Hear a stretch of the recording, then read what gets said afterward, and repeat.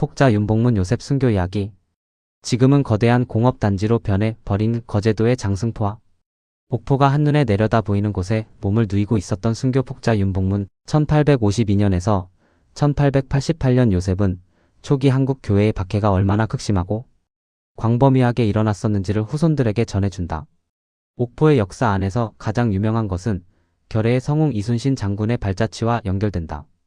1592년 임진왜란 때 경상 우수사 원균이 그해 4월 왜군과의 교전에서 패전해 73척의 배와 군사를 거의 다 잃고 노량으로 도망을 간 후에 전라 좌수사 이순신이 그해 5월 7일 50여 척의 외선을 포위 공격하여 그 가운데 21척을 불태워 임진왜란 후 처음으로 큰 승리를 거둔 유명한 옥포해전의 현장이 바로 여기이다. 이곳에 복음이 전래된 시기가 언제인지는 분명하지 않다. 다만 1801년 신유박해의 영향으로 2명의 신자가 거제도로 귀양 왔다는 사실만이 기록으로 남아있을 뿐이다. 그 하나는 백서로 유명한 황사영의 모친 이윤혜이다. 기록에 의하면 황사영의 처 정란주 본명 정명년 마리아는 제주도로, 아들 경아는 추자도로, 그리고 모친은 거제도로 귀양을 떠났다. 하지만 이윤혜의 행적에 대해서는 알려진 바가 없다. 또 한 사람은 1801년 전주 가명에서 순교한 유한검의 딸 유섬이이다. 유한검의 부인 신이와 큰아들 유중철, 며느리 이순이, 차남 유문석은 순교했고 딸 서미는 경상도 거제부 관비로, 셋째 아들 일석은 전라도 흑산도 노비로, 막내 일무는 강진, 신지도 노비로 귀양 갔다고 한다. 이 가운데 유한검, 유중철, 이순이, 유문석은 2014년에 복자품에 올랐다. 신유박해로 맺어진 거제도와 천주교의 인연은 병인 박해를 지나면서 선교로 이어졌다. 복음의 씨앗이 처음으로 거제도에 떨어진 것은 병인 박해 직전으로 리델 신부와 복사였던 순교 폭자 구한선 타데오가 거제도 정교를 위해 다녀간 것으로 알려져 있다. 그 후 병인 박해 중인 1868년경 경상북도 영일군 기계면 지촌리가 고향인 윤사우 스타니슬라우가 거제도로 들어왔다. 그는 할머니의 입교로 가족 모두와 함께 세례를 받았다.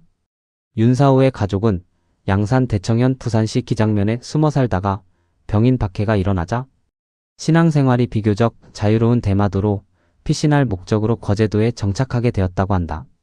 거제도에서 버드네 현재 밖에 덕계 등을 거쳐 진목정 현 거제시 옥포 이동 국산에 정착한 후 활발한 정교 활동을 펼쳤다. 윤사우는 날품팔이와 필묵 행상을 하며 몰래 신앙생활을 하던 중 옥포에서 동수로 있던 진진부를 알게 되어 열심히 권면하여 입교시켰다. 신자가 된 진진부 요한은 윤사우의 둘째 아들인 윤복문 요셉을 사위로 맞아 자신의 집에 머물게 했다. 윤복문과 부인 진순학 아니스 사이에서 아들 학송 루카와 딸 송학 가타리나가 태어났다. 1852년 경주 인근에서 윤사우와 막달레나의 둘째 아들로 태어난 윤복문 요셉은 나중에 부친이 함안 지역으로 가서 정착했지만 형 윤경문 베드로와 함께 거제도에 계속 남았다. 그는 거제의 사도로서 형과 함께 신자들을 모아 교리를 가르치고 정교에 힘쓰는 한편 자신의 수계에도 열심이었다. 1887년 겨울 병인 박해 후 처음으로 당시 대구 본당 초대 주임이었던 로베르 신부가 판공성사를 주기 위해 거제도를 방문했을 때 윤복문은 로베르 신부를 안내하고 교리 교육과 공소예절을 도왔다.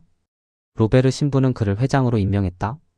그해 거제도에서는 윤씨 형제가 가르친 15명의 어른이 세례를 받고 입교했다.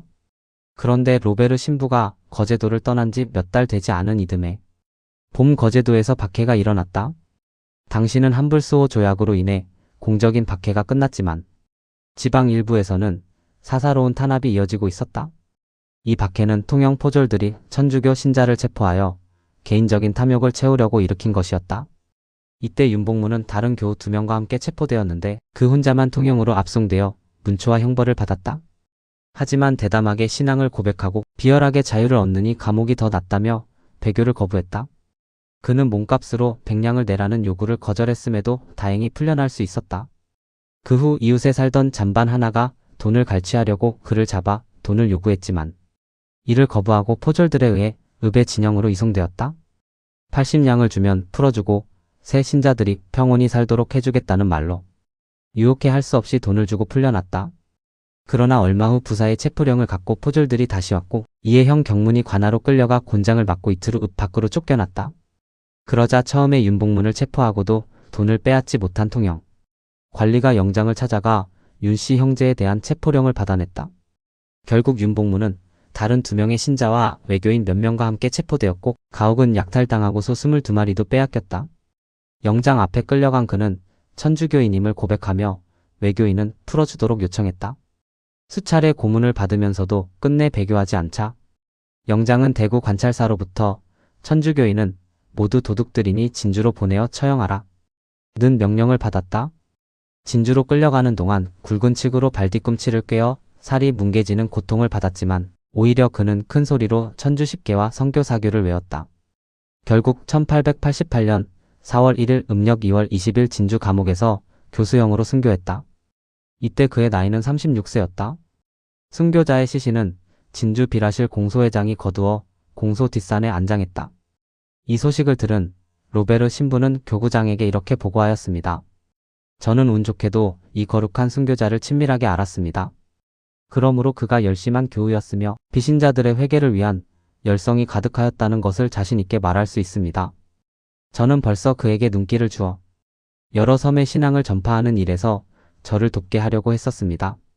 하느님께서 그를 제게서 빼앗아 가셨지만 그것은 당신의 충실한 벗들에게만 주시는 영광을 그에게 주시려 하신 것입니다.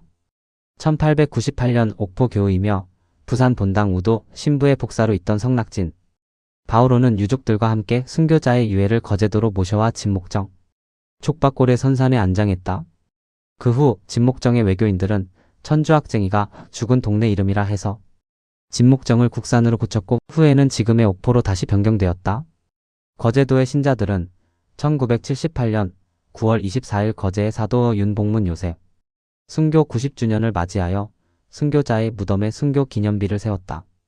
이렇듯 그는 자신의 피와 땀으로 거제도의 믿음의 씨앗을 뿌렸고 오늘의 신앙인들이 그 열매를 거두게 되었다. 거제 통영 지역의 본당들은 윤복문 순교자에 대한 현양 사업과 함께 묘지 성역화 사업을 추진하였다. 순교자 윤복문 요셉은 2014년 8월 16일 서울 광화문 광장에서 프란치스코 교황에 의해 시복되었다.